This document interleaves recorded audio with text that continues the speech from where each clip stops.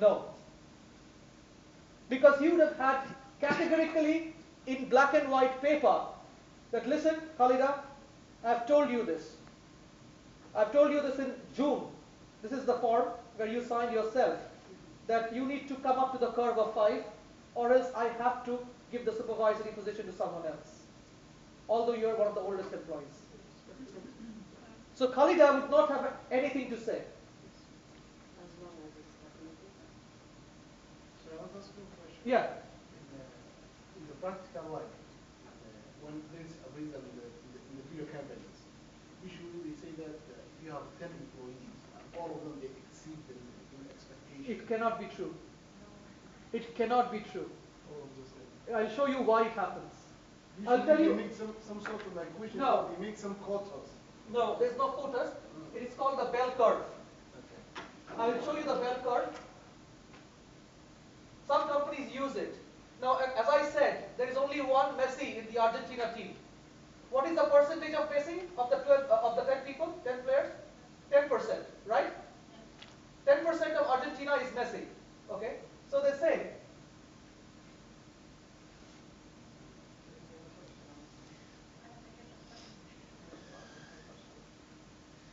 this is they call the team kinetics, the bell curve. Only 10% of your team will be excellent, or let's say 5. Are you with me? Yes. 10 to 15%, let's say, will be a 1. Poor performers. Around 20% will be a 4.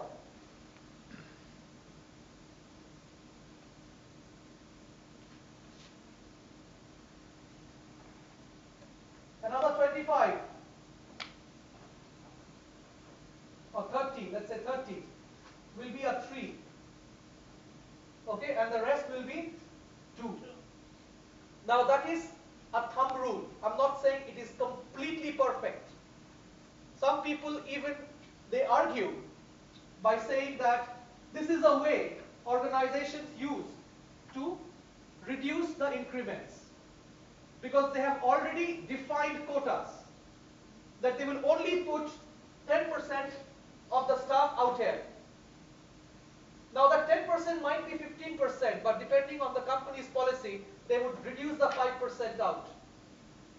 But it has been proved fact on a thumb rule that this is not everybody can be a Messi. You don't exactly have 5 Ronaldos in the Portugal team. Did I answer your question? Appraise. Why do we appraise performance? Why is performance appraisal needed? You just answered it. Tell me now. To give a chance to grow the staff. Who? First think about, as I said, you are strategic partners of the organization. The first answer should be on the organization. 2, no, to achieve the organizational objective, to identify the gaps that is holding against the organizational objective. And then what did you say, Dima? To develop the staff. That is one of the key objectives. Performance appraisals are not to discriminate or to insult. They are to develop the staff. Assess the completion of job objectives. Measure the competences. Provide backward and forward look of employee performance, like what used to be and what is done. How you are performing in January and how you are performing in December. Moved up, moved down, how? Identify performance gaps and training needs. In Mahmood's case, if he would have identified the gaps in January, KPI reviews, he would have given the training and performance coaching as well. Validate the reward systems.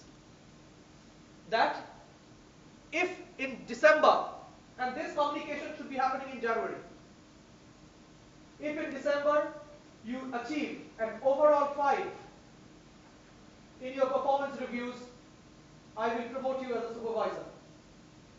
that will go to all of the stuff. All the 5 in his team. That in January you got 3. So if you achieve an average of 5 for the next 12 months, you are going to be the next supervisor of the team.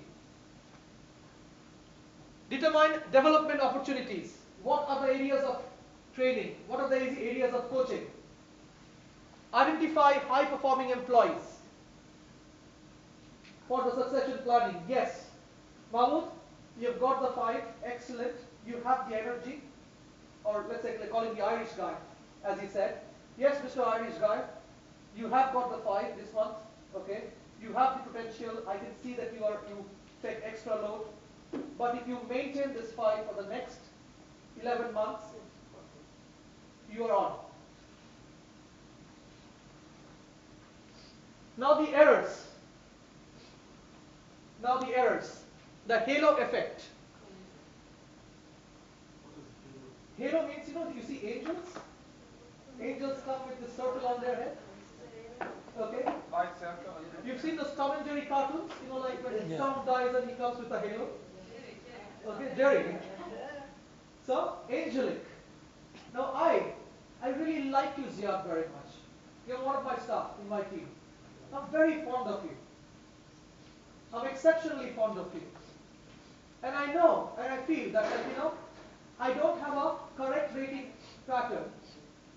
And when I sit down to appraise you, although you deserve 3, I like you so much that I have to give you 4. No.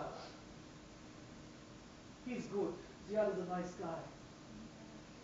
He's really nice. I can't give him 3. The horn effect, which is the opposite of halo effect. Oh, he's such a demon. He's a demon. I hate him. Okay? What would be the result of halo effect? Halo effect is the things I am giving, because the ratings is going to be average. Somebody is going to get a high rating. So I'm overrating him. I know. What would be the result? The result is A, that I am first not being able to identify the gaps of improvement that he should be having. I'm not going to be able to provide him the training or coaching that he would need. And overall, I'm downsizing the employee morale in my team by giving him a 4 and giving him a 3, which he deserves. Fairness. The opposite is the horn effect. He deserves a 3, but because I don't like him, I'm giving him a 1.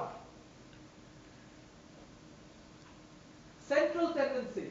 Now you know something, there are people in your family and your friends who are called the okay people. How was the football match? Okay.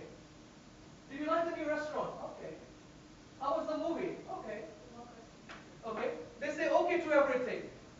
Okay. They will never say that the movie was super or the movie sucked. Okay. They'll say okay. So that is a central tendency. And what this gentleman just pointed out, that can I give 5 to everybody?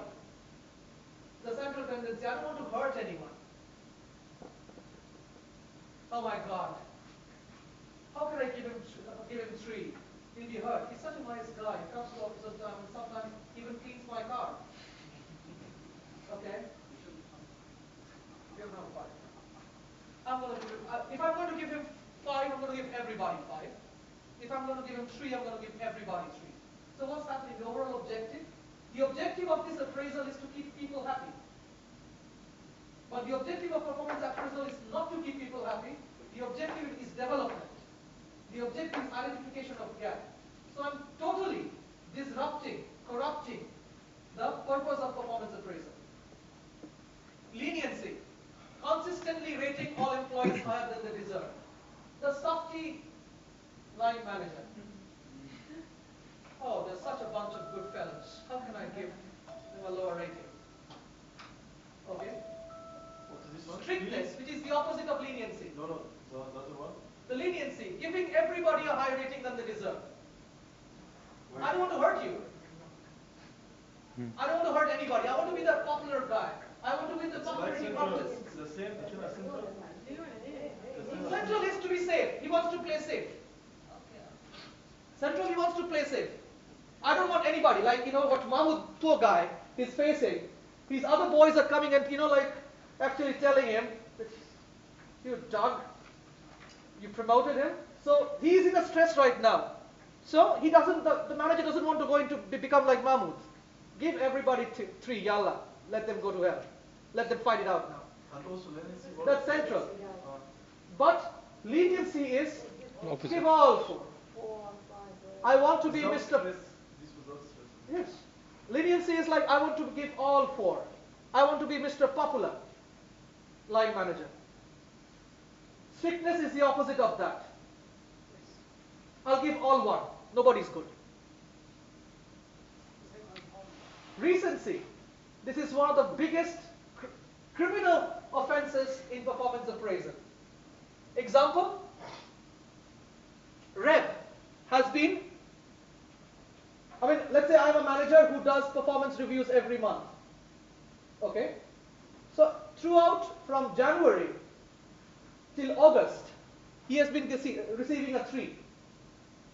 Okay? But in September, October, something happened to him. Both the months he did something exceptional, got 5. Now when I sit down to do his final annual appraisal, I don't look at the whole year. I just look at September and October and rate it. It is incorrect. Similar to me. He's just like me. He's from Leeds. He likes Manchester United. He's my smoking buddy. Okay? He reminds me of myself when I was junior. He reminds me of myself, This boy reminds me of myself when I was younger. 4. 4, immediate. I am 0. So these are the errors, ladies and gentlemen. There are the types of appraisal, the 360-degree appraisal. 360 is a circle. And why it is called a 360-degree appraisal? Because the person is appraised by a lot of people, including himself. In 360-degree, the first assessment is done by the person himself. How do I rate myself this year or this month? Then his manager rates him. Then his peers, his colleagues, the people he work with, they rate him. Then his juniors, if he has people under him, they rate him. Finally, if he has any external clients, they rate him. But most likely it's going to be 1, 2, 3 and 4. These ones. 1, 2, 3 and 4. Okay?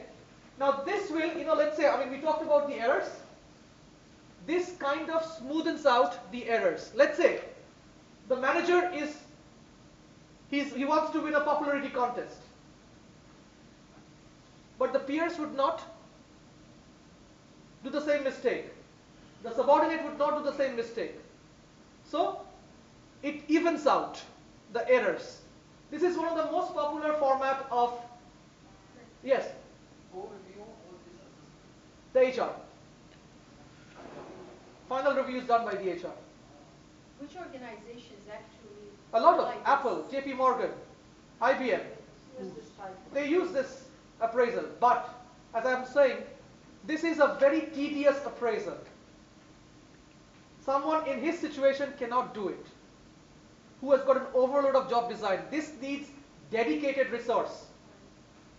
This needs not only resource in terms of people, but they need resource in terms of infrastructure. IT. IT.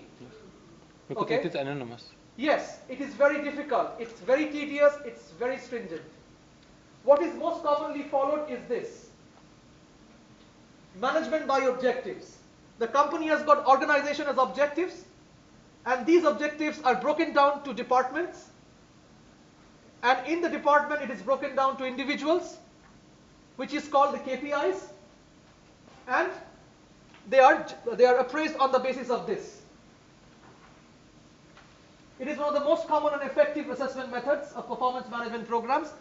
It is not as detailed and tedious like 360 degree, and that's why it's most popularly followed. So there's something called 180 there used to be 180 was just self, manager and subordinate.